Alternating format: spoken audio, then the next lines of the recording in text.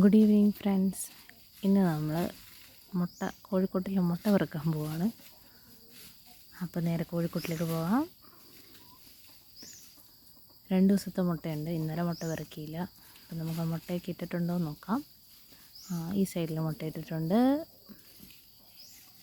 ഇവിടെയും മുട്ട ഇട്ടിട്ടുണ്ട്. താഴെ കോഴിക്കുഞ്ഞുങ്ങളുണ്ട്. ബാക്കി കോഴിപ്പിള്ളേരൊക്കെ അഴിച്ചു വിട്ടു. അങ്ങനെ 10-14 മുട്ടയുണ്ടെന്ന് തോന്നുന്നു.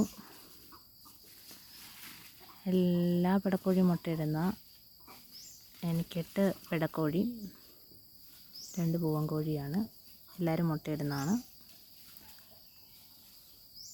അപ്പോൾ അതിൽ 2 സ്ഥലത്തും മുട്ടയിടുന്ന 2 സ്ഥലത്തും ഓരോ മുട്ട വീതം വെച്ച് ബാക്കി മുഴുവൻ മുട്ടയെടുക്കും. എന്നാലേ അവരവിടെ ഇരുന്ന് പിറ്റേ ദിവസം മുട്ടയിടുള്ളൂ.